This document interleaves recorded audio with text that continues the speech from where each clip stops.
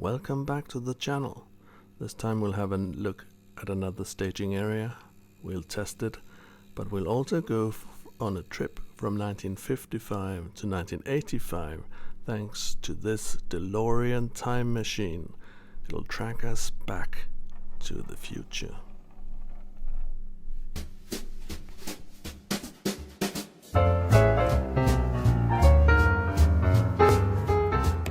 Once again, I will be using Piko A-track for the main body of the track work here, supplemented by some old Rocco line points, switches.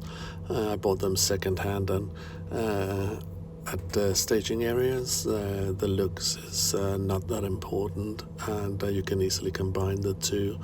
Although Rocco line is code 80 and the Piko A-track is code 100. You just have to use some special fish plates to even out the height difference. No problem at all.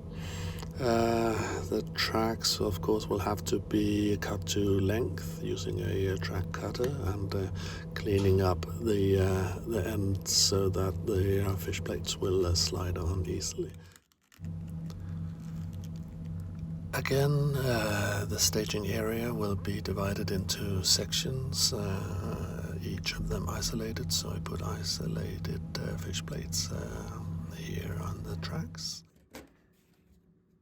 So here we are, the track work is ready.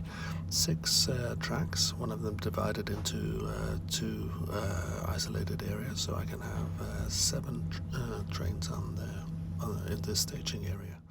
And here we have the decoder for the points, and here the occupancy detector and the feedback module connected to the bus wire, all in preparation for later automatic train control.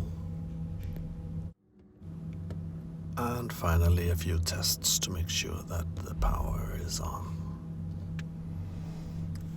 Alright, time for the usual test runs. Here we have the Piko test car, and I thought today we could let this little fella, shunting tractor 130, do all the hard work. The original was built by Fricks in Aarhus, and the model is from MCK, and it's a really nice model. Now, because the staging area is not actually connected to the rest of the layout yet, it'll be a little boring for you to just watch the train go around. So I thought we could have a look at this. And this is how it all began, for me at least. This is my old Märklin rolling stock, and this was my first loco.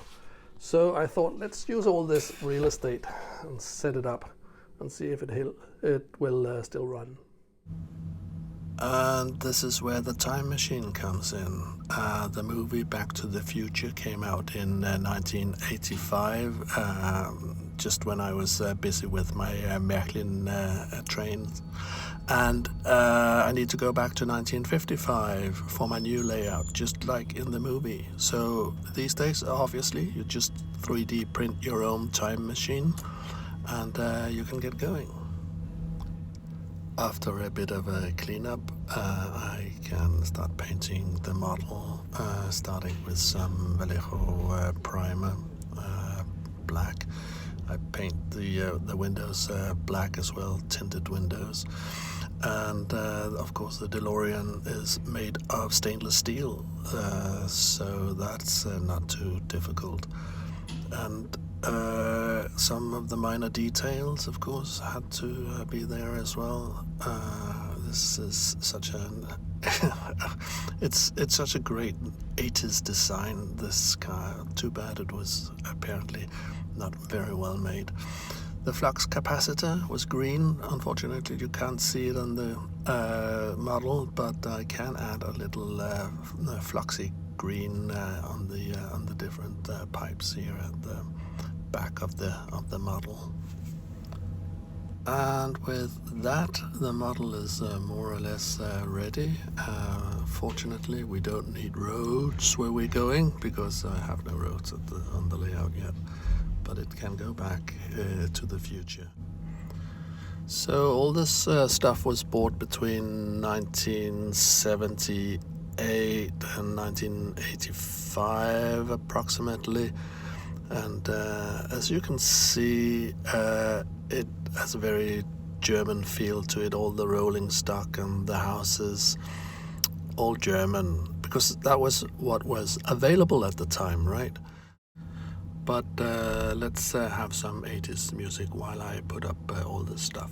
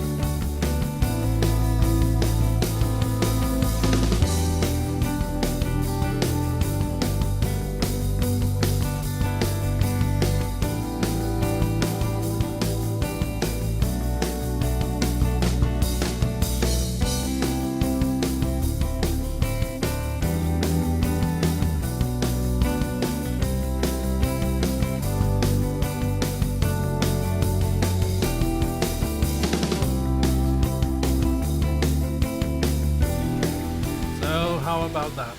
Still running after more than 40 years. I think I'll just stop the train here because, I mean, the noise level, wow. It's been at least 10 years since I last had this lovely Baureihe 216 out for a spin, and it just runs. It is quite impressive. And the same goes for this lovely class 120.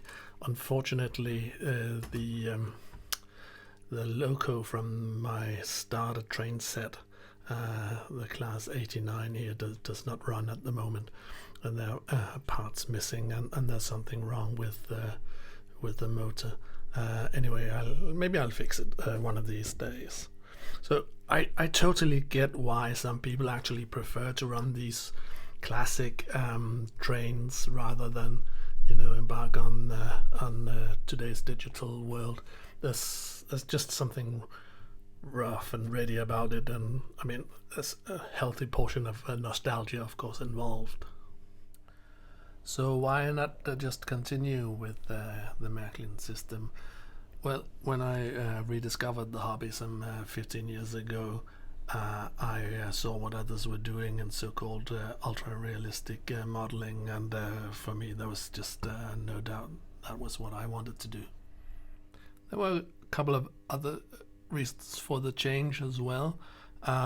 Everything you see here is proudly made in Germany, and what I wanted to do was to make a Danish layout, and preferably in the Steam area. So I had to change both geography and time. There are some things that I can reuse from my Märklin days, like this old bus. It looks very 1950s. And I have more houses than what you see here, and they can be recycled, at least to some extent. So more on that as the layout progresses. It is a lot of fun and a trip down memory lane, having a look at all this old stuff again. This car, I put a guy in waving. At least I hope he's waving. This one has been decorated as some kind of flower power car, and I even had a go at weathering stuff back then. There's a chimney and the rolling stuff. The result is appalling, of course, but hey. So with that, let's wrap it up for today. Please help the channel grow. Like, subscribe, hit the bell button. It all helps a lot. With that, I will leave you with some drive-bys of these old timers, and hopefully I will see you next time.